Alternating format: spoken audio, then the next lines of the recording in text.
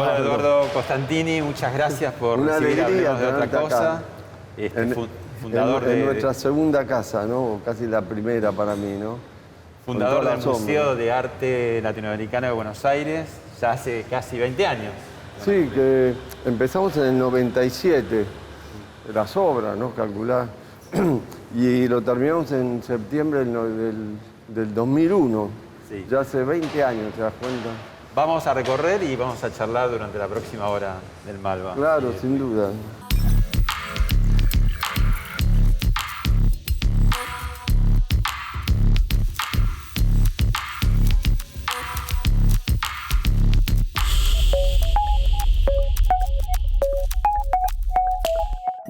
¿Qué balance haces de lo mejor y de lo que queda pendiente del Malva en estas 2 décadas que se están cumpliendo? Bueno, a mí me parece lo más importante es la longevidad. O sea, un museo lo tenés que pensar a 100 años, 200 años, ¿no es cierto?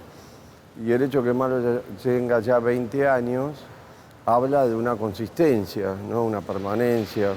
El Malva fue inmediatamente tomado por la gente, ¿no? Los taxis por ahí te traían y pensaban que el Malva había estado ya de antes, ya era un lugar de destino natural. Y bueno, en el camino hemos pasado distintas vicisitudes. El Malva nació 10 días después del terrible hecho de las Torres Gemelas. Incluso algunas horas no pudieron venir. A los 4 meses la Argentina, ¡boom! El Corralito y el 2001, claro. El 2002, al principio... O sea, naciste entre 2 grandes hechos traumáticos, las Torres Claro. Gemelas y 2001. Sí, que fue terrible. Pero los museos son eso, los museos han atravesado guerras, grandes crisis, entonces está pensado para estar, para quedarse, ¿no? Contanos algunas particularidades del edificio. ¿Cuál fue la concepción? Bueno, el edificio fue un hecho ya público. Me acuerdo de Diego San Martín, un arquitecto, cuando empezamos a pensar en el Malva, me dijo, ¿por qué no haces una competición para elegir el edificio? Que no seas vos el que lo elige, porque el proyecto público, tratar de objetivizarlo, ¿no? Entonces, a través de Jorge Gluber, que era director del Museo Nacional de Bellas Artes, él nos ayudó a hacer la organización de una competencia internacional y se presentaron más de 400 proyectos de 35 países. Había un jurado de célebres arquitectos, 13, y empezaron a descartar proyectos y se llegó al final que ganó este proyecto, un proyecto anónimo, que resultó ser de 3 arquitectos cordobeses. Ellos pensaban que era un estudio, ¿no? Suizo, o sea... A pesar de que la convocatoria era internacional, ganaron los cordobeses. Sí, de 35 países. Y bueno, yo me atuve a materializar el proyecto. Sí. Conocí a estos chicos y me dijeron, esto va a ser muy bueno. Bueno, yo explicaba también un poco el hecho que lo que buscábamos es que el protagonista fueran las obras y no el edificio. Porque vos tenés algunos museos que son icónicos, pero después no son prácticos, ¿entendés? Y yo creo que funcionó muy bien. Es muy funcional, digamos, ¿no? Es funcional. Bueno, aparte de la escala, tiene mucha luz. La gente le gusta Malva, ¿no? Ahora, hay una ampliación que ya está aprobada de hace 10 años, ¿no? Exacto. Que es acá... por debajo de la Plaza Perú. Que es la que está acá al lado, claro, ¿no? La que está, nosotros tenemos esa posibilidad, ¿no?, de ampliar en unos 3.500 metros, que debido también a la situación argentina y al hecho que lo que buscamos es que esté financiado por la sociedad pudiente la mitad del proyecto, por lo menos. El proyecto son como 10 millones de dólares y te amplía el déficit del museo. O sea, un museo cuanto más grande, más pierde. Claro. Contanos, ¿no?, un poco cuál es el costo anual y qué cubre, digamos, por entradas, por merchandising, bueno, más por o librería, menos, porque viste el cursos. dólar, ¿no? Pero ponerle más o menos cubre la mitad. O sea, ponerle que tengas un costo en épocas normales de unos 4,5 millones de dólares, costo global, y el déficit es la mitad. Son Y- 2 millones, 2 millones ¿Y y esos pico. 2 millones de dónde salen? Salen de las entradas y de los sponsors. ¿Y No, los son otros solo- 2 millones? Y bueno, eso lo vengo aportando yo. Bueno, pero con alegría. ¿entendés? Ahora, Eduardo, ¿vos sos el empresario más rico de la Argentina o los otros son muy amarretes y no hacen? Pues No, debería no, haber yo no muchos soy- malvas, muchas... No soy el más. No, no soy el más rico, pero bueno, no sé, la otra gente ayudará de otra manera.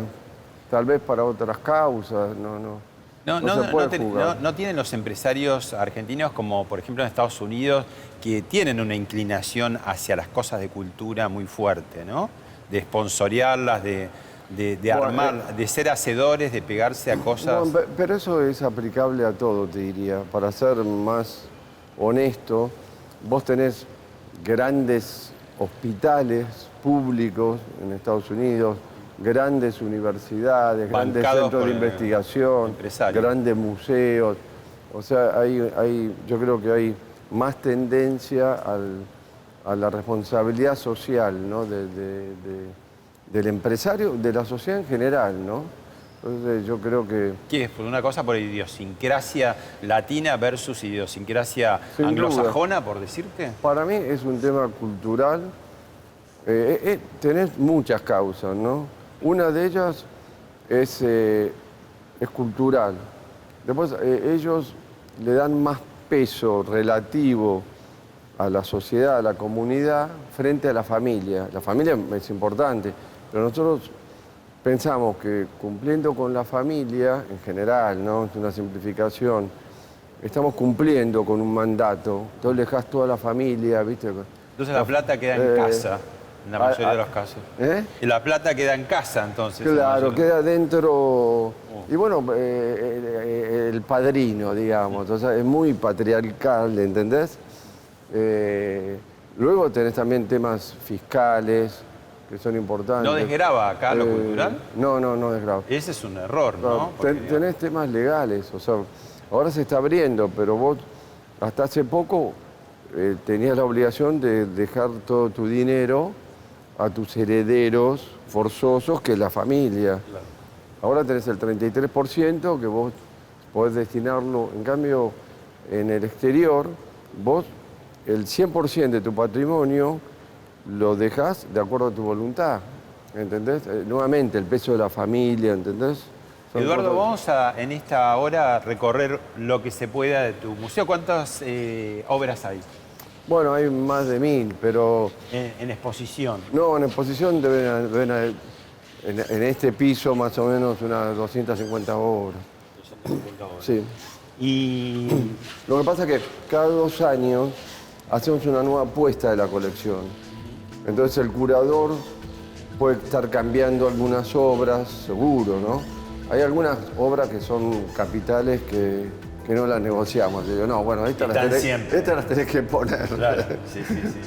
Bueno, de hecho te hemos hecho elegir algunas obras muy arbitrariamente, porque todas las obras Sí, hay muchas que son valiosas. que quedan en el tintero, ¿no? Pero Que- hemos elegido algunas para ver y que nos cuentes. Bueno, dale, perfecto, sí.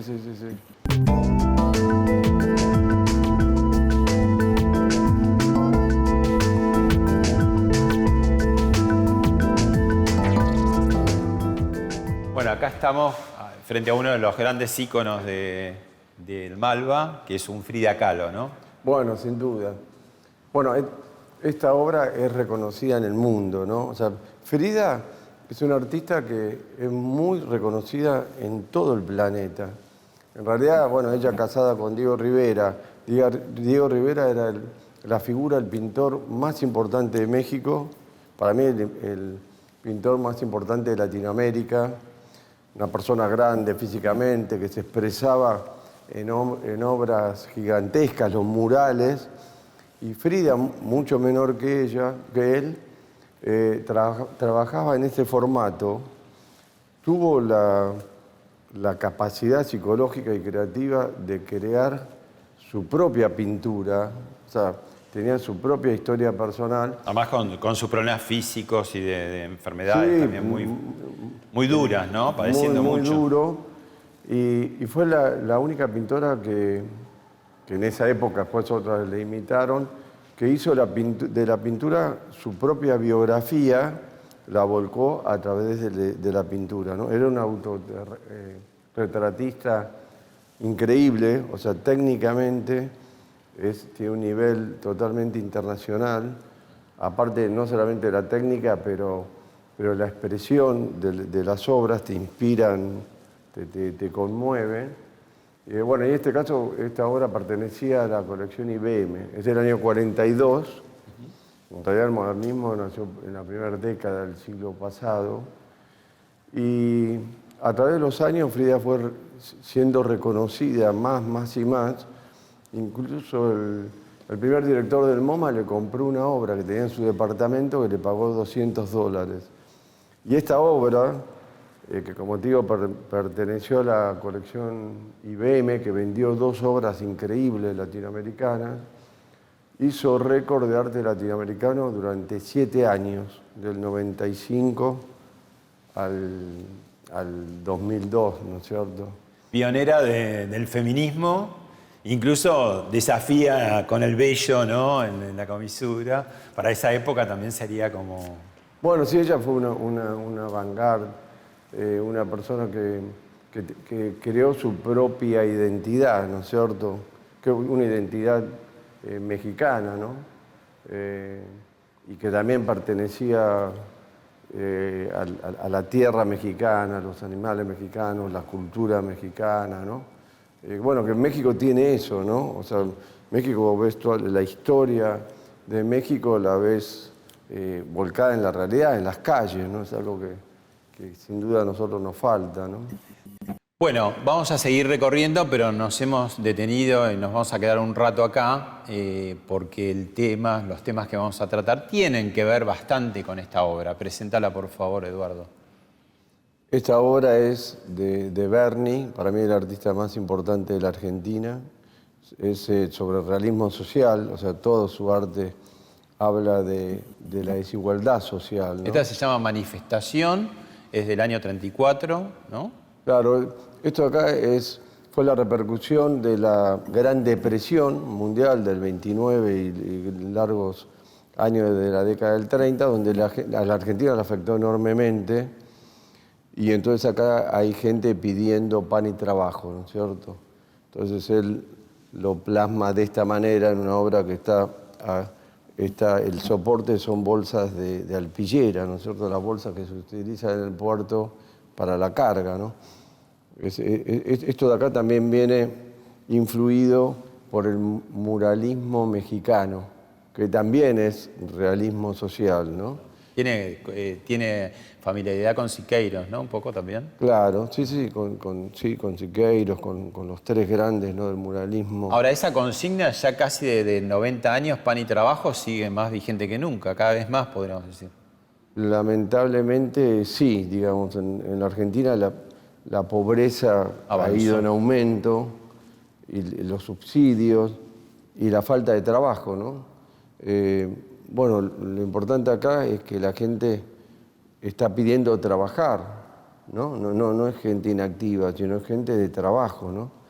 Esta es una de las grandes obras de Diego, por la factura, la calidad de la obra, por el tamaño, por la concepción, ¿no? y la ideología.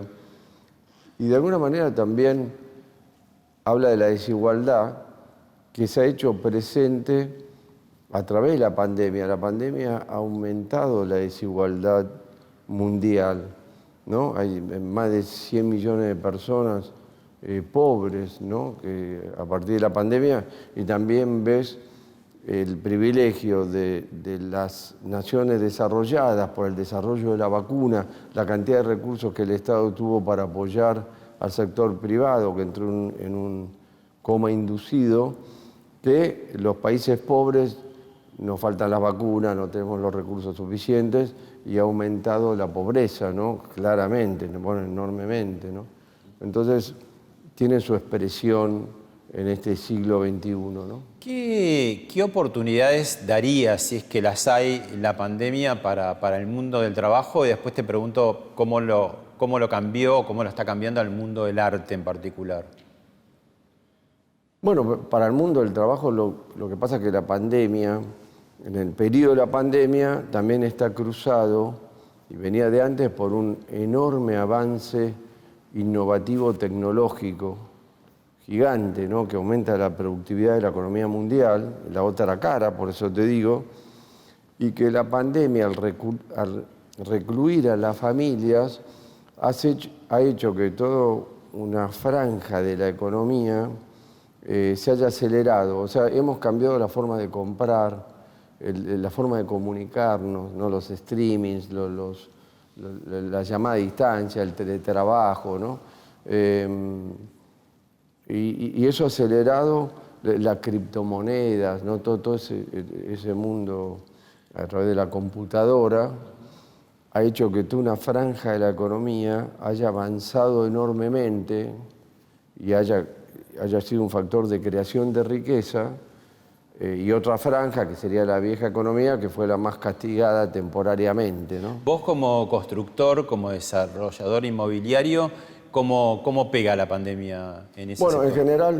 En general pega, sin duda, pero sobre todo, o sea, pegan los proyectos de la ciudad y favorece los proyectos fuera de la ciudad. En algún sentido, tus ciudades, las ciudades que vos has desarrollado, empezando por Nordelta, ¿favorecen en algún sentido? Enormemente. O sea, ¿por qué? Porque la gente se va de la ciudad. Nordelta y Puertos, sí, que son dos ciudades que nosotros estamos desarrollando. Una Tigre y el otro Escobar. Se vienen beneficiando enormemente, se ha acelerado porque la gente... ¿El éxodo de la ciudad? Claro, el éxodo de la ciudad, la gente se quiere ir de la ciudad en general porque estuvo recluida o está recluida en departamentos, que son espacios cerrados, pequeños, y donde la ciudad en este momento no está ofreciendo los servicios. Los museos cierran los museos, los shoppings, la cuarentena los encerró, y entonces tiene una preferencia por el aire libre. Se empieza a darle más valor a la naturaleza, al aire libre. Por eso te digo, el tema de la sustentabilidad también es un tema. Desigualdad, sustentabilidad son dos temas que van a estar muy vigentes, ¿no es cierto? Por ahí también se marca un poco la brecha, ¿no? Porque estas caras que representan al mundo del trabajo quizás son los que menos, son los que menos tienen, ¿no? Entonces digo, hay como una posibilidad de mejor vida fuera de la ciudad, pero hay que tener mucha plata para tener esa mejor vida, ¿no? Para el que tiene menos, pareciera que la pandemia lo perjudica más todavía, ¿no? Sin duda, sin duda. Tampoco es un tema de localización para los que tienen menos, que claro, no se pueden trasladar. Vos tenés mucha gente que está viviendo en barrios carenciados, que están dentro de la ciudad, muy cerca de la ciudad, ¿no es cierto? La ciudad alberga a la mayor cantidad de pobres, ¿no? En ese sentido. ¿Por qué te parece que hace 45 años no se baja en la Argentina del 25% de la pobreza, sino que se amplió bastante? Estamos en un 42%, y si vamos al tema de los chicos, los menores, en un 60%. O sea, el futuro de la Argentina está bastante hipotecado, ¿no? Con chicos que no reciben nutrientes alimenticios ni educativos, por lo visto, porque las escuelas están muy interrumpidas, ¿no? ¿Qué pasó? ¿Cómo se sale de eso? Sí, sin duda. Yo digo, la pandemia es un problema exógeno. Nosotros recibimos del exterior la pandemia. La pobreza la creamos nosotros. O sea, nosotros, digo, los dirigentes de la Argentina somos responsables de la situación argentina. O sea, no hay ningún otro motivo más que el desencuentro ideológico, político de la clase dirigente, que no ponemos como prioridad precisamente la estabilidad, las condiciones para disminuir la pobreza, y nos guiamos por una agenda, en todo caso egoísta, en todo caso determinada por una ideología que al no construir el diálogo, vos en un país necesitas diálogo y consenso porque si no es una situación casi anárquica. ¿Por qué? Porque en realidad está dividido, porque si vos agarrás la Argentina, decís, ¿cómo puede ser que el ahorro está en el exterior? O debajo del colchón. O abajo del colchón o en el exterior por falta de confianza, no es porque sean un conjunto de delincuentes o de gente sin moral, no. Bueno, vos la tenés puesta en ladrillos y en arte, mucha de esa No, yo plata. tengo puesta en ladrillos y en arte y también tengo mis ahorros en dólares. Es obvio, no puedo tener mis ahorros en pesos porque no hay moneda. ¿Pagaste el impuesto a la riqueza o presentaste ¿Sí? amparo? No, pagué el impuesto a la riqueza de acuerdo a mi criterio, ¿no es cierto? Tal vez no sea el mismo criterio de la FIP, pero sí lo pagué. ¿Cuál sería el criterio? Ah, bueno, eso lo dirán los abogados. Eso lo sabe tu contador y vos. Bueno, pero estás a legal, digamos, en ese sentido. Bueno, el autor del propio proyecto, Máximo Kirchner, ahora presentó un plan en cuotas para pagar el... Bueno, pero eso es lo mismo, no es el tema. Pero, No, yo creo que... El concepto de impuesto a la riqueza, ¿qué te parece? ¿Qué me dice? Mira, el concepto me parece adecuado, ¿entendés? Lo que no me parece adecuado es lo que te decía antes, la falta de diálogo y de consenso. Pues bueno, pero ¿cómo va a haber consenso? Si te ponen un impuesto, la gente no va a querer que... O sea, nadie quiere que le pongan un impuesto. Es un gobierno que agregó en un año y poquito como 20 impuestos más o más, ¿no? Bueno, aumentó enormemente el impuesto a los bienes personales y puso este impuesto a la riqueza que además castiga a los depósitos en el exterior, que es injusto porque el sistema no te permite razonablemente tener tus ahorros en el país, porque no hace un año que el gobierno, el Estado dejó de pagar todo tipo de deuda, hasta los compromisos en pesos que tenía 30 días, lo dejó de pagar. Entonces, nuevamente volvemos a lo anterior. Vos podés aprobar un impuesto, pero si la reacción frente a ese impuesto es más temor, más actitud a la defensiva, más de tener los ahorros fuera del sistema, es conveniente para el país. El país necesita consenso. ¿Entendés? Y el consenso claramente no está a nivel político, no está a nivel económico. Entonces el país está dividido. Vos tendrías esa cantidad de recursos, si estuviesen depositados en la Argentina, con una estabilidad macroeconómica, tendrías el ahorro suficiente para financiar un programa de inversión que trae el crecimiento y reduce la pobreza. Ahora, uno de los problemas es la presión fiscal, o en otros países desarrollados la presión tributaria también es fuerte, pero bueno, el Estado devuelve... Ambas cosas. Te diría que el tamaño del Estado acá es muy superior al promedio de otros países. Además, el país no proporciona los servicios requeridos en términos de salud, educación, sobre todo, ¿no? Salud, educación, vivienda, seguridad, etcétera, etcétera. Hay muchos impuestos y con pocos servicios, muchos subsidios, porque la gente es pobre. Entonces vas creando problemas estructurales que, como vos decías, los pobres no tienen acceso a la educación. Bueno, a las necesidades primarias, pero también a la educación. Entonces quedan marginados prácticamente de por vida frente al enorme desarrollo de la tecnología, del conocimiento.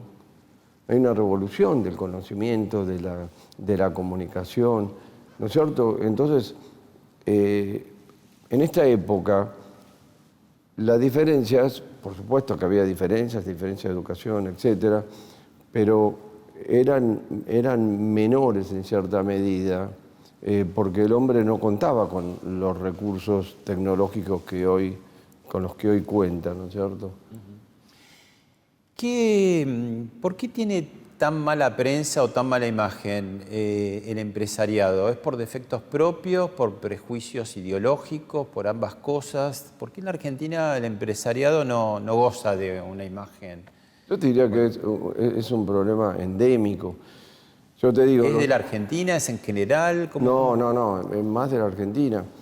¿Pero por qué? Como el país no ofrece la oportunidad, la posibilidad de crecer, ¿no es cierto?, las distintas franjas de la población, de desarrollarse, de trabajar, de tener una vida digna, de educarse, de progresar, todos somos mal vistos. Porque yo te digo, bueno, el empresariado tiene mala imagen, el sindicato tiene mala imagen, el político tiene mala imagen, todos tenemos mala imagen. Porque es lo que volvemos al principio, no estamos actuando al nivel de la urgencia de las necesidades, ¿entendés? Y cada vez son peores. ¿Qué cosa particular, rara tenemos los argentinos que los otros países lo han superado? Por ejemplo, somos 3 o 4 países en el mundo que tienen el problema de la inflación, no mucho más que 3 o 4, Venezuela, nosotros, Libia y uno más, y se acabó. Todos los demás no tienen problema. Bolivia no tiene problema con la inflación, Chile, Uruguay. ¿Por qué nosotros tenemos el mal endémico con la inflación?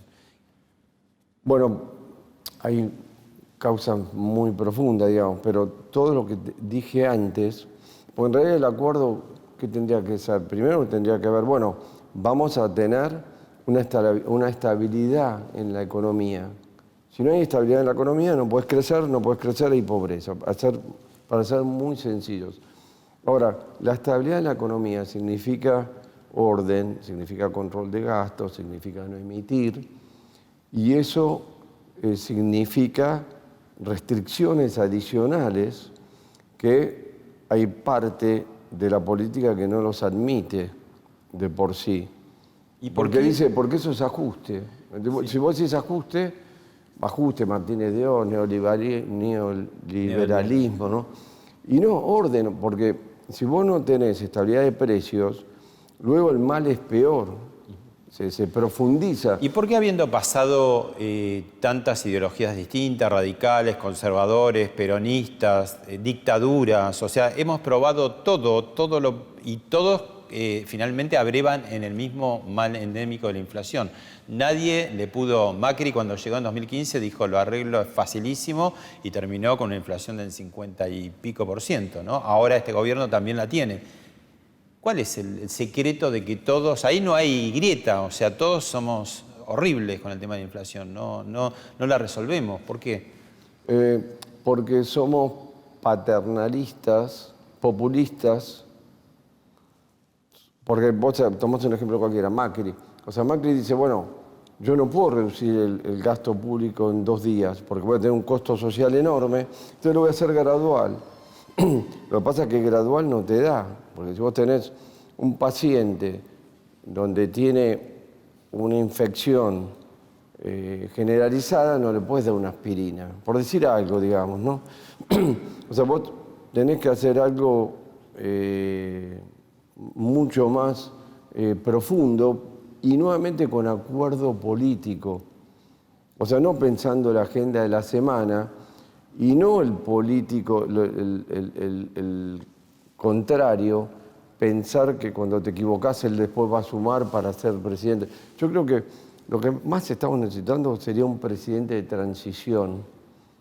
O sea, si uno es presidente, dice, bueno, me declaro presidente de transición. Ni yo, ni mi mujer, ni mi sobrino va a ser presidente. Y durante 4 años construyo alianzas, pactos. Veo que no estás pensando en la familia Kirchner, porque digamos, primero fue presidente el esposo, después la esposa, y está en gateras el hijo. Claro, bueno, pero Menem hizo primera presidencia, segunda y quería ser tercera, y cada uno quiere perpetuarse. Se encariña mucho con el poder. ¿Cómo? Se encariña mucho con el poder. Absolutamente.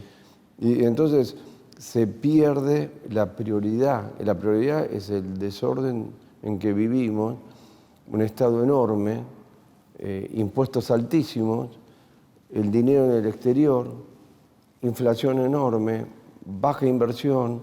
Estamos en un círculo vicioso.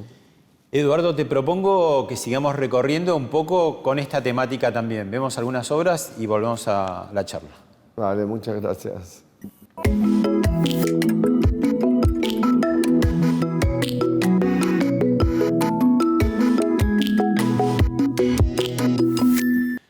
llegamos a esta obra de Marta Minujín con Andy Warhol, toda una gloria del arte pop, ¿no? ¿Qué es? ¿Cómo se llama?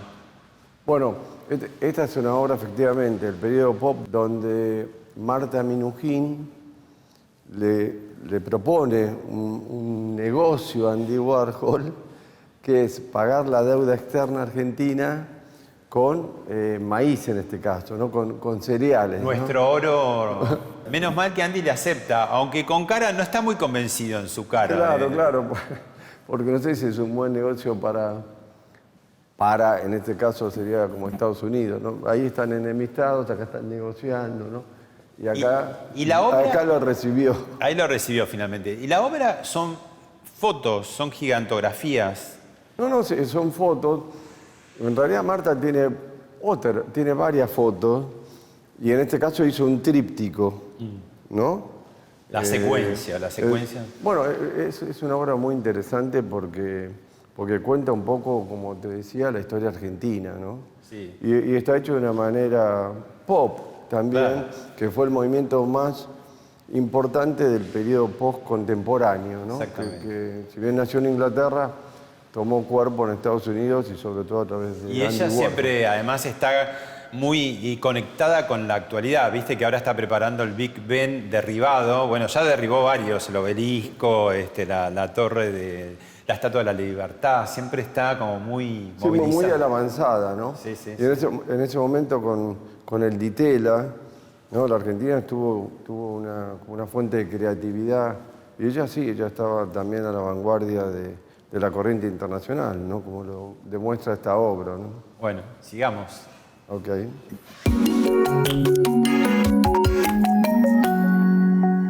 Bueno, acá estamos, Nicolás García Uriburu. Una obra muy peculiar, ¿no? ¿Por qué? Bueno, para mí es muy importante esta obra, primero porque es una avanzada a la problemática actual, mucho más agravada que en ese momento. Acá están tomando agua poluida del Rin del río Rin, y haciendo una manifestación en contra de la actitud del hombre con la destrucción del planeta, ¿no? Un pionero, ¿no? Porque no era una época que todavía se hablara tanto como hoy en día del cambio climático, de los temas ecológicos, pero García Uriburu tuvo varias de esas intervenciones. Sí, sí, esto es de la década del 80, del año 81, pero digo que esta obra es interesante para relacionarla con el momento actual, ¿no? Porque bueno, ahora tenemos el problema sin duda de la pandemia, pero cada vez hay más conciencia del problema de la sustentabilidad del planeta, ¿no? Entonces, lo que se quiere es volver no a la normalidad anterior, sino una nueva normalidad donde el hombre cuide más la sustentabilidad del planeta, ¿no? Entonces, esta obra, para hacer una analogía con el año 2021, yo creo que es muy actual, ¿no? ¿Y cómo se decide que esto es arte? Porque una persona te dice, qué fácil, junto agua de un río, lo cierro y lo pongo en un museo. ¿Por qué llega a un museo? Porque esto pertenece, en todo caso, si querés, a la rama del arte conceptual, que es una idea, ¿no? A través de, vos podés decir si esto es estético o no es estético, ya también estar en un espacio artístico, ¿no? Y donde está expresando, a veces una obra expresa la desigualdad social o expresa una idea psicológica del hombre, o en este caso, como te digo, un problema fundamental que tiene el ser humano y se presenta de esta manera, ¿no? O sea, el límite del arte es un poco relativo, ¿no? Depende si vos lo posicionás dentro del circuito y a través de la obra vos estás diciendo algo, que es lo que tiene validez, ¿no?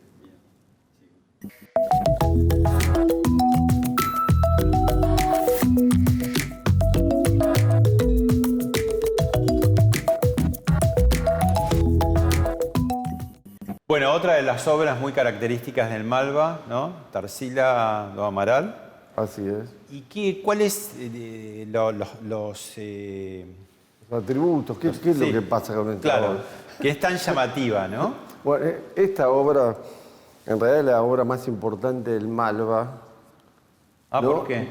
Bueno, es la obra más cara, o sea, si vamos a lo monetario, viste que... Pero esta es la obra más importante de Brasil. O sea, Brasil es la séptima economía del mundo, más de 200 millones de habitantes. Esta es la obra más importante de Brasil. La obra más importante pictórica de Brasil está en la Argentina. Bueno, está en Malva, ¿no? Que yo la adquirí en Nueva York. ¿Y te la piden mucho en los museos de Brasil? Sí, de todos lados. De Brasil, de Europa, de Estados Unidos. Ha viajado mucho. Lo que pasa es que tampoco la queremos sacar porque tenemos mucha gente del exterior que la viene a ver, ¿no? ¿Y cuáles son los méritos, si vos tenés que distinguir? Bueno, primero esta obra es una obra esencialmente moderna. O sea, en realidad la historia moderna... A pesar que es de 1928, bueno... El modernismo, justamente. Claro, el modernismo nació en la primera década y esta obra sintetiza al modernismo en el sentido de que es una expresión muy sintética. Por ejemplo, pensá en Baile de Matisse, ¿no? O sea, tiene muy pocos colores, es muy sintética la obra. Colores muy característicos de Brasil, tiene 2 colores de la bandera brasileña, Claro, por de pronto, ¿no? Exactamente. La figura, o sea, es una figura, o sea, es figurativa, pero es como un ser inventado de la imaginación. El punto de vista, el foco como que está deformado, ¿no? Claro, está agigantado, ¿no es cierto?, las piernas. Y toma como las distintas escuelas del modernismo, pero esta obra, toda la estrategia y el sentimiento de los latinoamericanos era embeberse en la cultura, en el modernismo europeo, en la cultura de ese modernismo, pero transformarlo, fagocitarlo y expresarlo de una manera latinoamericana, ¿no es cierto? Por eso esta obra, Vaporú, que significa como comer la cultura europea, pero con esa transformación, ¿no? Y ella se embebe en las corrientes modernas europeas, pero lo expresa de una manera brasilera, como vos decís, a través de la exuberancia del color y su propia creatividad. Entonces todo el movimiento modernista brasilero tomó esta obra como la representación pictórica de ese movimiento antropofágico, que es el movimiento modernista más importante de la historia de Brasil, ¿no? Para los que les interesan los números, me decías que está valuada en alrededor de... Bueno, no se sabe, qué sé yo, 40 millones, 50 millones de dólares. Sí. Sí. Pero no se vende, esta obra no. O sea, Malva nunca la vendería porque es un ícono de la colección. Los museos, las obras súper icónicas son invendibles, no las puedes vender, ¿no? Pues rompe con el sentido de la misión del museo, ¿no? Bueno, seguimos con la charla. En el empresariado, el mérito es lo que funciona, ¿no? Cuando te contratan en un trabajo privado, ven tus antecedentes, tu currículum. Tiene mucha importancia, mucha incidencia. En la política es la lealtad, la verticalidad, ¿no? La persona que obedece, más allá de sus talentos. Ahí hay por ahí también un problema. Viste que se habló mal mucho de la meritocracia. ¿Vos qué pensás de eso? No, bueno, es fundamental. Digamos, es fundamental el esfuerzo, el estudio, la profesionalidad. Es una cosa básica de la vida. Si no, nunca te capacitás, no sos capaz de...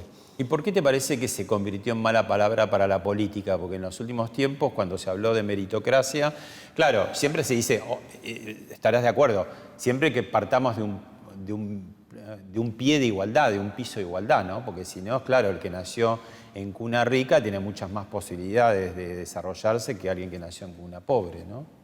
Nuevamente, eso depende de que si vos tenés un país que da oportunidades porque la educación es accesible a la población, donde hay trabajo, entonces hay distintas carreras, luego hay posibilidad de desarrollar lo que has aprendido en la universidad, etcétera, etcétera, derrama.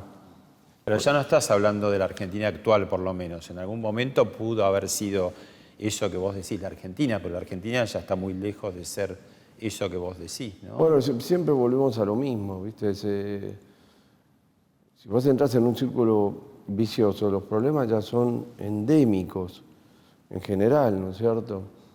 Entonces hay que dar vuelta a la cosa, hay que transformar la visión completamente distinto, salirse del charquito, ¿viste? Pensar más en grande.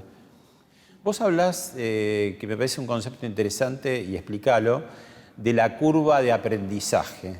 ¿Qué es la curva de aprendizaje y cómo usarla bien? Bueno, para mí, la curva de aprendizaje, un ser humano tiene una vocación, esa vocación la puede desarrollar primero a través del estudio y la capacitación, y luego siempre tiene que tener una actitud de curiosidad frente a la vida. O sea, ahora está cambiando aceleradamente, como dijimos hace un rato. Hoy tenemos que aprender enormemente de la juventud, porque el progreso viene más dado por la juventud que por la gente grande. Entonces, la curva de aprendizaje te tiene que posicionar en un lugar de humildad, de apertura, de trabajar en equipo con gente que trae esas artes, esas ciencias, ¿no? Y agregársela a la experiencia y trabajar en equipo, ¿no? Sobre todo porque nunca gente de mi generación puede manejar el idioma y las nuevas tecnologías. En algunas cosas uno sí va aprendiendo porque le pertenece por ahí más a la generación, ¿no es cierto? Pero la curva de aprendizaje es eso, siempre tener la actitud de aprender, ¿no? ¿Qué mejora el arte a una sociedad y a sus dirigentes? ¿Y por qué los dirigentes argentinos tienen tan poca empatía, por lo menos pública, por la cultura y por el arte en particular? Bueno, el arte es la expresión del hombre, es una forma a través de la cual el hombre se expresa, ¿no es cierto? No siempre va ligado exclusivamente a la estética, a lo bello, ¿no? Precisamente acá, en las obras que hemos visto, se expresa la problemática, ¿no? Por ejemplo, Esta fundamentalmente es bella, pero al mismo tiempo dice muchas cosas, ¿no? Políticas y sociales. pero por supuesto, ¿no es Y cierto? se mantiene en el tiempo, ¿no? Porque han pasado décadas y décadas y podría ser de hoy este cuadro, ¿no? Es de hoy, es clásico, por eso es un clásico. Es clásico. Otra vez te voy a mostrar la obra de Berni, que se llama La Gran Tentación, que es del 60. Berni fue un genio porque después de 30 años sigue teniendo vigencia, que es como una villa, la verdad, donde hay una mujer, un cartel de publicidad que está del otro lado, la ciudad rica, una rubia muy linda, y en la mano tiene un automóvil americano, y se llama La Gran Tentación, de esa gente que de ninguna manera podría comprar, ¿no? Entonces, una crítica de la sociedad de consumo y la desigualdad, ¿entendés?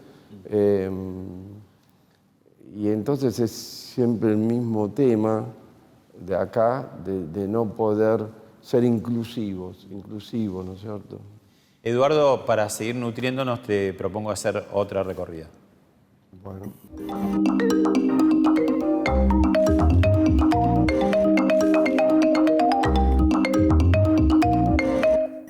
A pesar de lo turbulento del siglo XX, con 2 guerras mundiales, el periodo entre guerras fue muy rico culturalmente, ¿no? Plásticamente también, ¿no? Por ejemplo, acá, ¿qué tenemos? Bueno, esto es Rafael Barradas, un artista uruguayo. El Malva va a hacer una exhibición de él para el aniversario. Vivió solamente 39 años. Su año más importante de creatividad fue el año 1918. Es uno de los pintores más importantes de Uruguay. Sí, sin duda. El año 1918 con el vibracionismo. Él era muy amigo de Torres García. Y Una suerte de collage pareciera, ¿no? Pero de la ciudad, o sea, sí, es la exaltación de la ciudad, el movimiento de la ciudad, el advenimiento de la máquina, el ferrocarril. esto coincide con la época del dadaísmo, del surrealismo. Bueno, eso es un poco posterior, digamos, ¿no? En el 30, 20, 30, 40, ¿no? Esto más bien viene del cubismo, futurismo italiano, vibracionismo en este caso. Que desarma un poco la figura que era Claro. del Renacimiento, después el naturalismo, las distintas versiones que eran más lineales, ¿no? Acá se desarma un poco la Claro, figura. acá se empieza a desarmar la figura de una manera geométrica, pero acá también hay formas orgánicas, ¿no? Pero Reconoces elementos, sí, claro. lo que es interesante es que en este momento la ciudad era como el boom, ¿no es cierto? Era la aclamación, Las grandes ciudades, el homenaje, ¿no? El la futuro ciudad, ¿no? que venía. La cuna de la creatividad, del progreso, etcétera. Y ahora, eso fue en 1918, 2021, la ciudad está castigada por la pandemia. Claro. Está alicaída, los locales cerrados, la gente queriendo ir, ¿no? Entonces yo quería hacer esa analogía, después de 100 años, como ahora la ciudad, después se va a recuperar, pero digamos, es interesante esa comparación. Bien, y hay otras también para ver de ese estilo. Ahora vamos. A ver. Hace un rato vimos el Frida Kahlo, ahora estamos Diego Rivera, ¿no? ¿Y qué nos muestra en este caso? Bueno, este es el primer periodo de Diego Rivera, es una obra del año 1915, el periodo cubista, donde él hace un retrato de un gran modernista español, ¿no es cierto? Y lo está retratando de una manera cubista, pero con elementos surrealistas, ¿no es cierto? Ramón de la Serna, ¿no? que era un gran avanzado de todo el movimiento, una persona muy elocuente, muy efusiva, que Diego admiraba. Este retrato raja la tierra, ¿no? Porque es una obra cubista espectacular también. Y un poco tiene que ver con esto mundo. que nos contabas de Barradas, ¿no? Las ciudades, la amistad, la confraternidad entre intelectuales, ¿no? Ese intercambio que fue muy intenso en esa época. Exactamente, ¿no? Que tenía lugares en los grandes, en los bares, ¿no? Estaba Madrid o Barcelona, no sé dónde estaba. Sí, esto en Madrid, ¿no es cierto?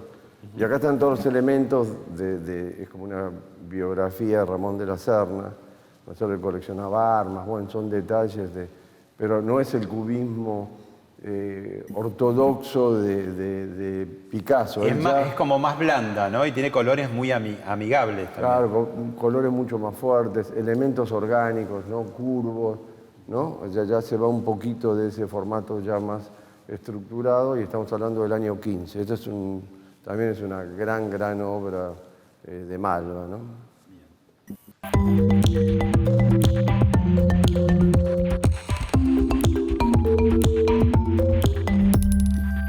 Bueno, venimos del mexicano Rivera y vamos a otro uruguayo. En este caso, sí, Joaquín Torres García es el artista más importante de la historia uruguaya, que él inventa el constructivismo. Y esta obra es muy importante porque precisamente el título es el constructivismo universal.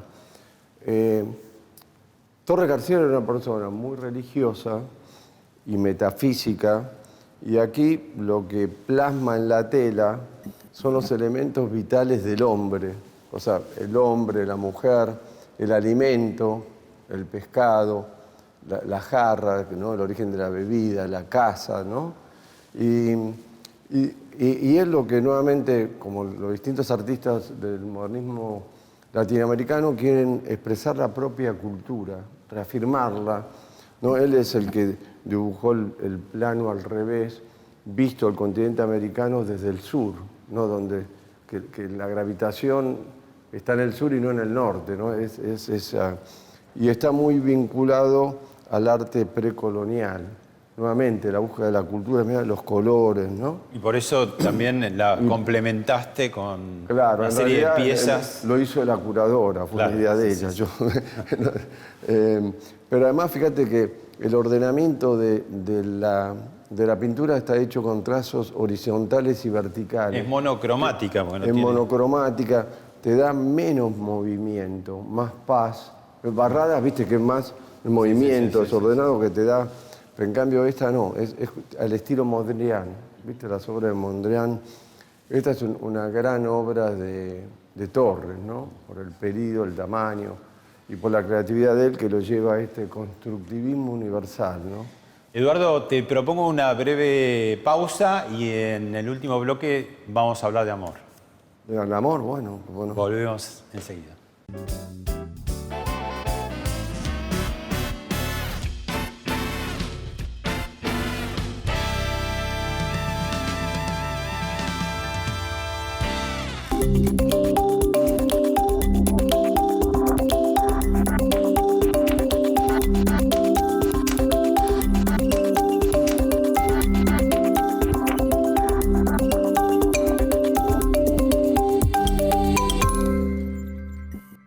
Bueno, Eduardo, llegamos al final de esta charla. Estamos ante una obra muy provocadora, muy inquietante, que llama mucho la atención a los que venimos al Malva habitualmente. Presentala.